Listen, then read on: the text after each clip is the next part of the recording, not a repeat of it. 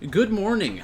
What's up, everybody? It's Pikel and the Ghost, and we are going to talk about the LCS today.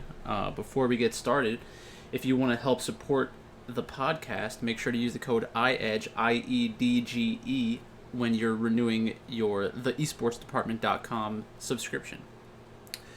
So, after a crazy weekend of more dogs winning and the release of potentially the best cover of all time, um, we're here now on Sunday.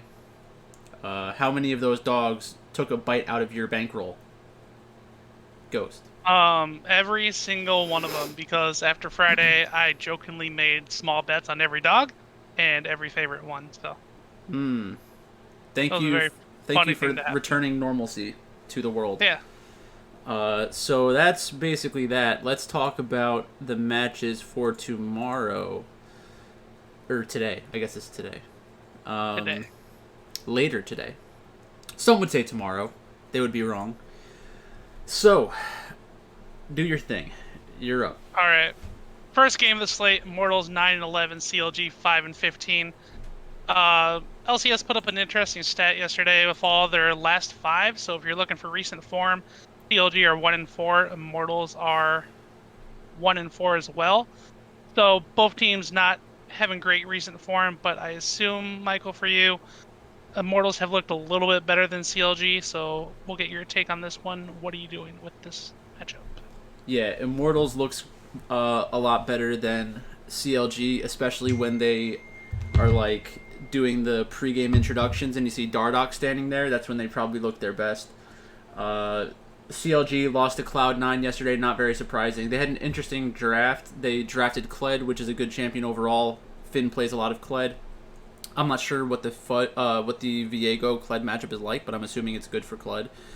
Diana against Olaf. Olaf is an interesting champion because there are probably a lot of spots where Olaf makes sense to be picked, but just isn't picked because people kind of just like brain dead trading certain jungle champions, when in reality you can always find a spot like Olaf against Diana, because Olaf is going to be more powerful than Diana for most of not most of the game, for definitely for the early part of the game. And if they get a lead, they're just going to snowball out of control. And the fact that CLG didn't have any true tanks is a big problem when Olaf starts rolling.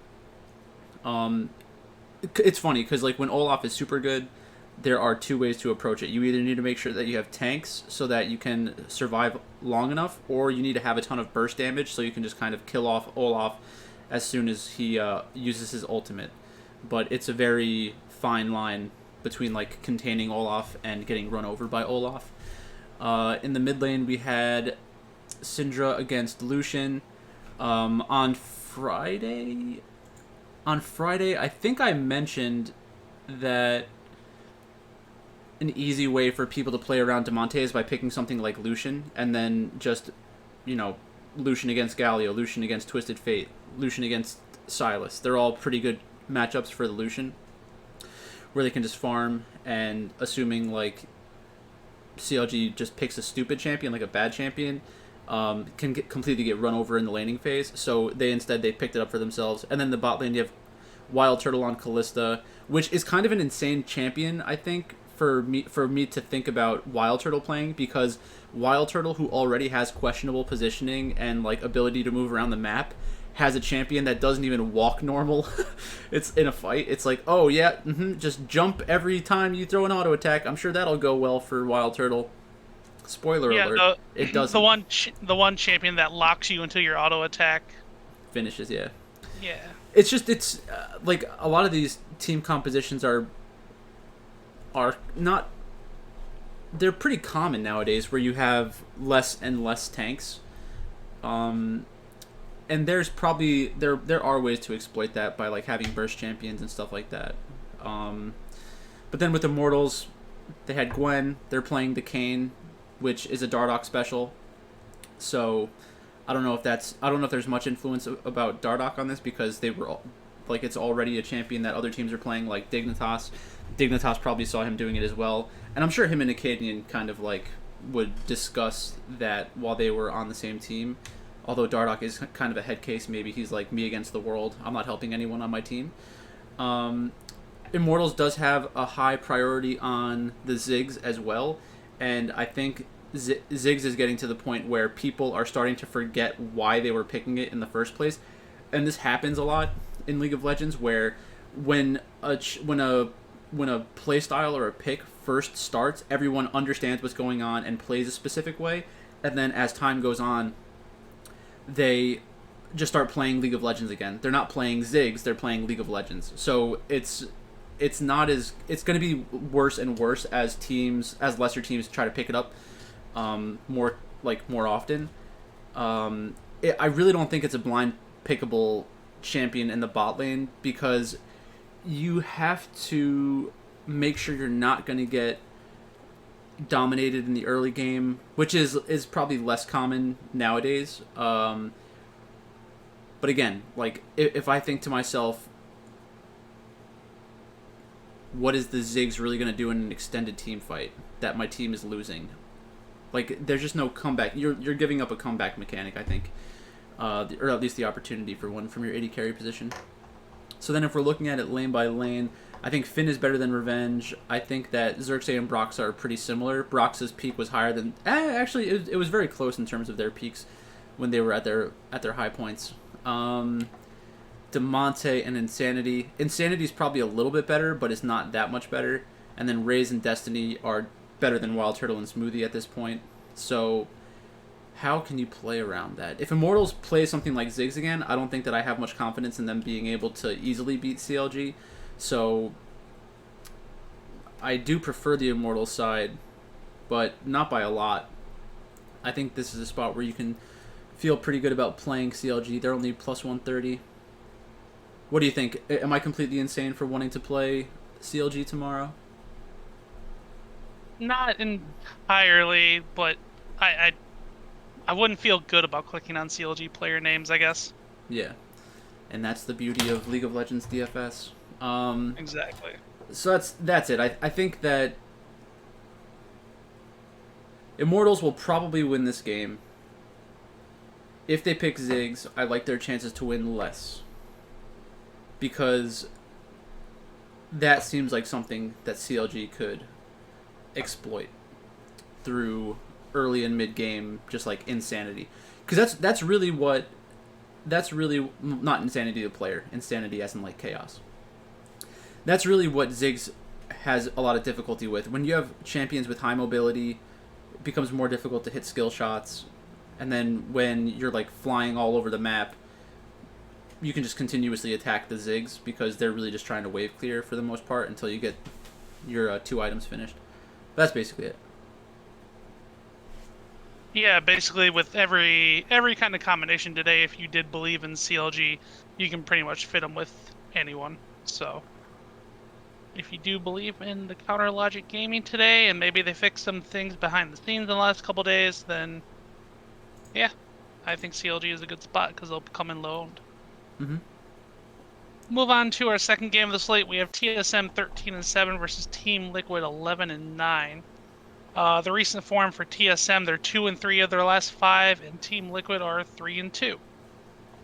Does that information kind of change anything for you, Michael, or are you still looking at TSM or TL? Break this down for us.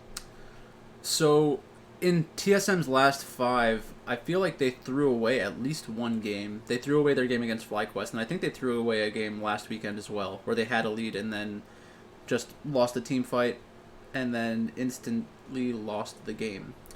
One of the big problems with their team composition against FlyQuest, well, their draft with FlyQuest was their team composition, so you had Nocturne and Diana trying to dive into the backline, and then you had Aphelios basically on their own, because even Rel is diving into the backline in that situation. Both TSM and Team Liquid have a high priority on Diana, so I would hope that... Do we know which team is blue side? Is TSM blue side? So just check that for me. So let's go lane by lane. So Alfari against Huni. Alfari's probably the better player right now, but Huni is still a pretty good player. Has a lot of games where you remind yourself, oh, that's why Huni was in Worlds Finals. Spica and Armeo. Spica is a better player. Power of Evil and Jensen. I think Power of Evil is a better player.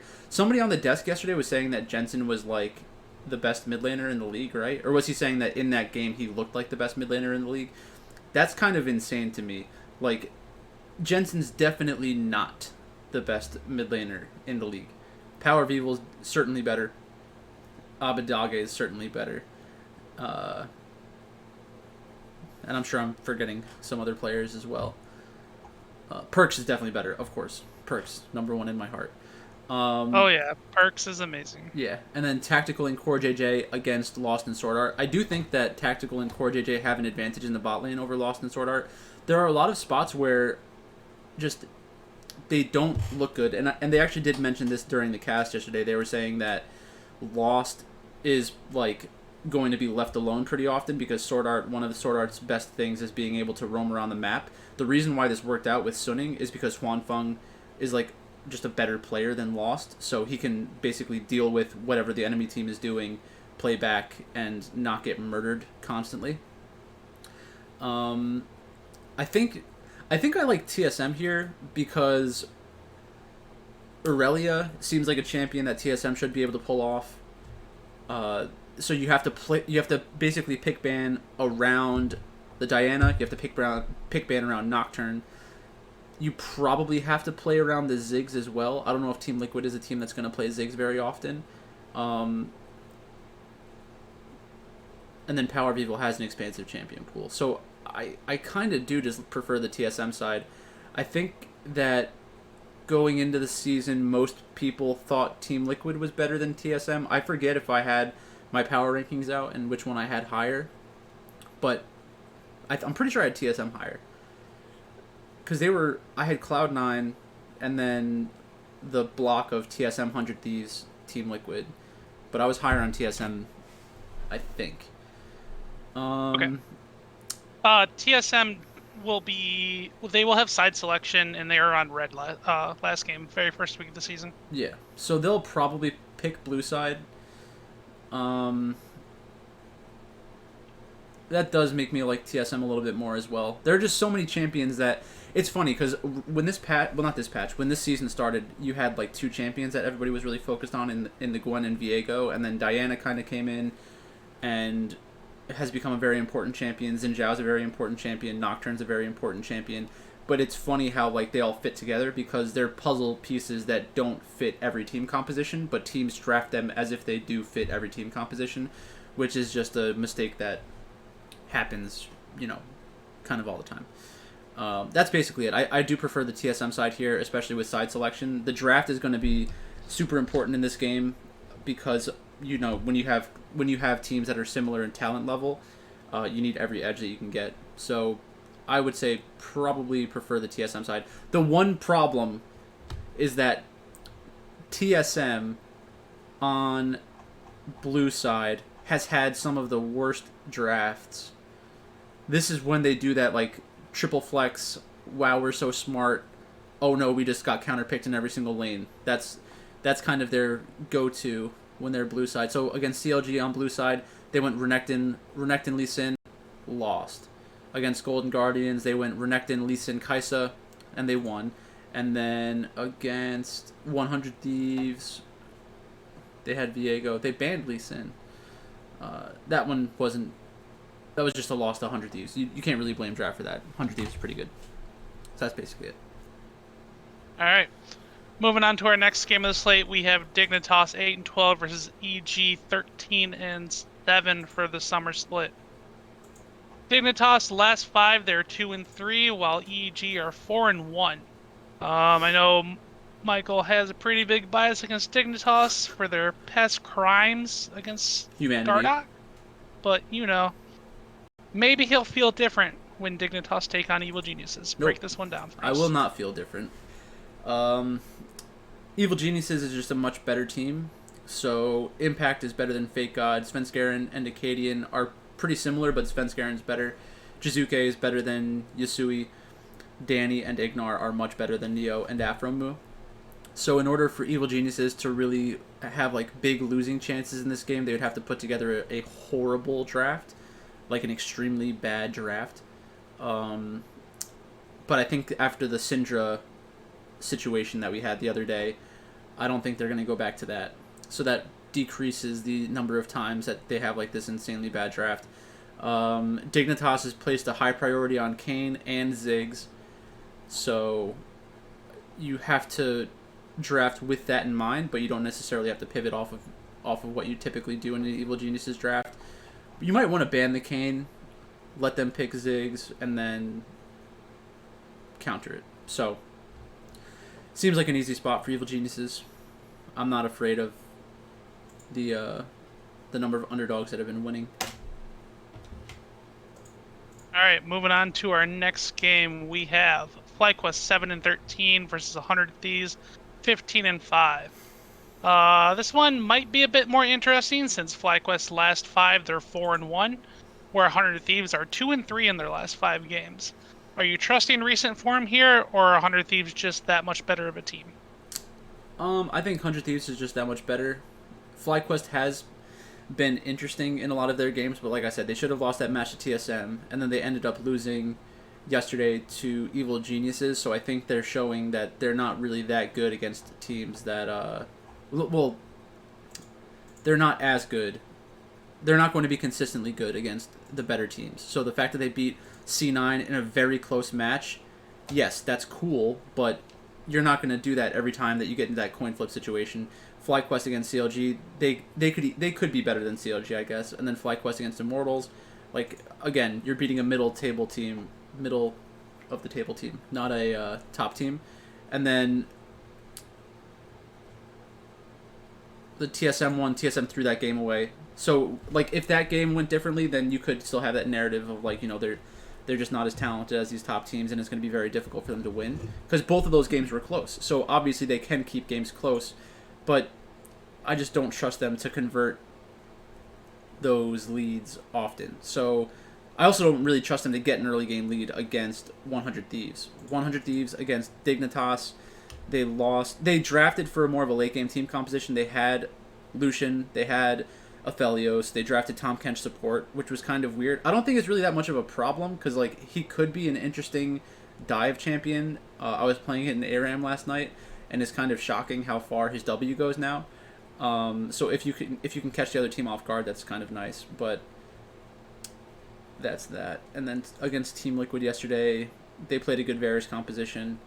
I haven't really gotten into it, I guess, in much more detail about the whole Varus thing, because, you know, some people on Twitter are complaining about the amount of, like, quote-unquote greedy AD carry champions there are out there that are getting locked in. It's really just about winning the laning phase. So if you're 100 Thieves and you're going to play an aggressive jungler, aggressive AD carry like Varus, and then pick any mid lane champion that can contest stuff in the early and mid game, then you're going to be in a good spot against FlyQuest, because you're basically going to increase the number of times that FlyQuest has to fight you and outplay you, which is exactly what you want if you're 100 Thieves. All right. Sounds really good. Yeah, I assume if people are looking at that recent form, FlyQuest might even become a little overowned than they should today. We'll move it on over to our 5th and final game for Sunday to wrap us up in the LCS. We have Golden Guardians 9-11 versus Cloud9 10-10. Cloud9's most recent 5, they're 2-3, while Golden Guardians are 4-1. Michael, is this where the dogs are going to be barking? It's funny because I do like Golden Guardians. I like what they're doing, and I kind of already mentioned this. Like, I like Licorice. I think Licorice is a good player. I like a Blaze Olive. I think a Blaze Olive's a good player. Stixxay is okay right now. He's league average in terms of being an AD carry. Like, he's good enough to get the job done, but he's not really a difference maker at this point in his career. When he was playing like Rageblade Tristana, he was a difference maker. Nowadays, not so much. I really like what they're doing with their drafting. They're not beholden to what everyone else is doing. So they're willing to pick things like Tom Kench blind, knowing that they can flex it into multiple spots because they think it's a strong champion. Then they grab... they basically baited Dignitas into picking Gnar.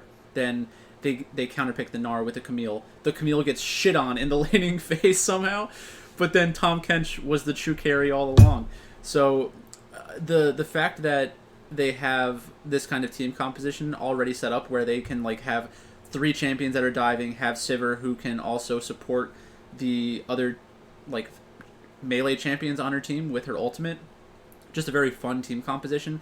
And there are a lot of other champions that could kind of fit into this. Like if you swapped out Yumi support for like Galio. Galio Sivir is actually a lot of fun to play. I've seen that a decent amount, and I've played that. It's a good composition. It'll be interesting to see what C9 does with that information about Tom Kench.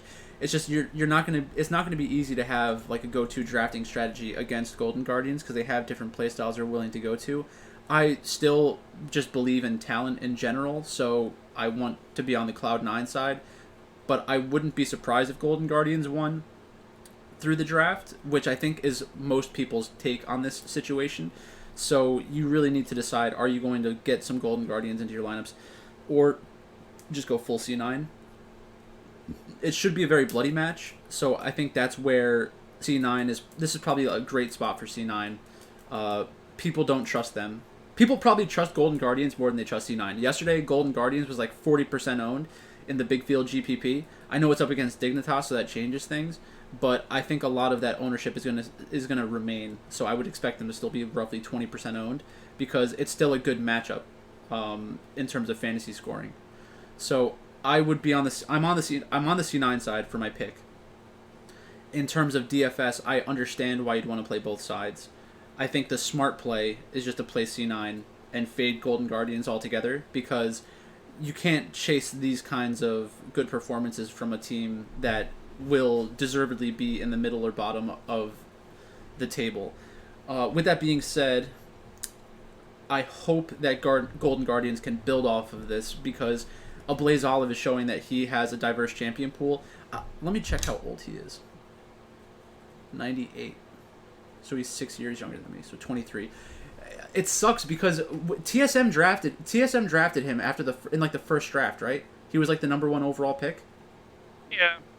And he just kind of sat there collecting dust. I mean, he was TSM of Blaze Olive for the longest time. Yeah, that's what sucks is like with players like this, you have someone who has probably been this like innovative and willing to try new champions for 5 years, or something like that, and they just haven't really used him to his full potential, which kind of sucks.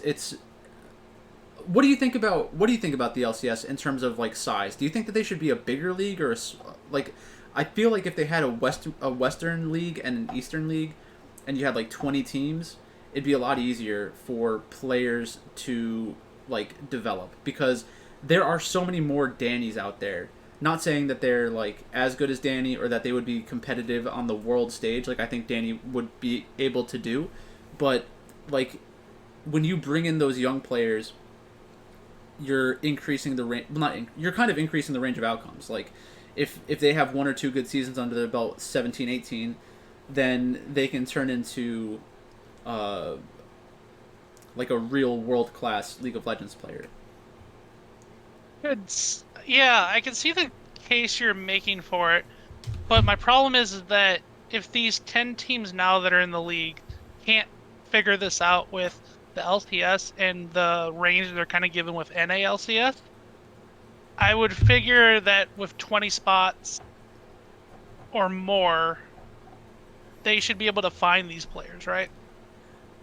Well, yeah, they should be able to find these players. I just think it'd be more interesting to have another 10 teams because the parity is already pretty good. If you introduce another 10 teams, the parity is only going to be better. And you'd have a lot of like fun stuff that you can do in like North America if you just had another 10 teams. Like you'd have your Eastern League, you'd have your Western League. You could stagger the times so that you can basically be watching a game, just more often, and then by having more games, hopefully more competitive games, I just think it'd be a lot more fun. My other idea, actually, I'm not going to give out my other idea. My other idea is fucking amazing, but I don't know how to monetize it yet, but it's so good. It's the best idea ever. The other idea is $1 million idea that you billion. won't be getting anywhere. $1 billion idea. Maybe not $1 billion. 10 million, maybe 10 million. My problem with it is I think that Riot just doesn't want to shell out the money for like another league.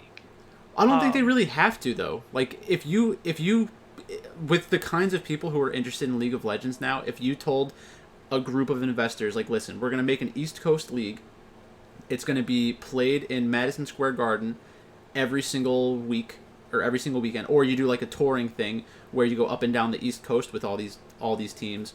It'd be a good revenue generator, I think, from that perspective, and then also just increased exposure, and then you have like nice little tournaments between all these different teams. You could do like an FA Cup style thing where you have all these teams playing against each other, similar to what they do in soccer. Um, just it's gonna happen. There's gonna be more teams. I couldn't see it staying a 10-team league for much longer because it's just stale at that point. Like if you're gonna have half the teams be absolute shit, you might as well have half the teams be absolute shit, but there's now 10 of them. Like, you know what I mean?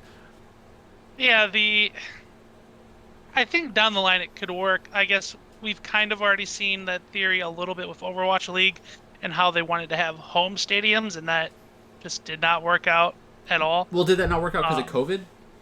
Well, they ran it for a little while, but the year COVID happened, it was supposed to like be their full fledged like go into it type of deal. Yeah. To where like a lot more money was putting behind it. But even with this year, or I think in the next coming years, I think they mentioned in a post that they weren't going to like pursue it anymore. We're gonna have a central location. Okay. Because I know it's gonna work in the LPL. It will work. Yeah. So you would really need these other organizations that already have stadiums to be like, listen, give us a team, we'll take on the production cost and the venue cost and the salaries. And then I think that's basically it. I think it just boils down to like the money, the location, and like getting another venue or just building another studio, like so they can produce like LCS does. Yeah. All right. Well, that's basically it. All right. Any final thoughts on the slate? Or are you ready to get out of here? I am ready to play some more League of Legends. So. Nice. Well, I want to thank everyone for watching today. As per usual, like the video, subscribe to the Esports Department YouTube channel. Want to thank Michael for joining me this morning. You can find him at League of Items on Twitter if you want to hit him up. And you can find me at XGoThreader90 if you have any thoughts for the show or just want to send a kind message, or maybe we helped you win some money here in the past. If we did, don't forget that you can get 10% off a subscription if you re-up on this Esports Department. Use that code IEDGE to gain access to everything you're getting right now and all these great videos. Good luck on Sunday slate, and let's go make some money. See ya.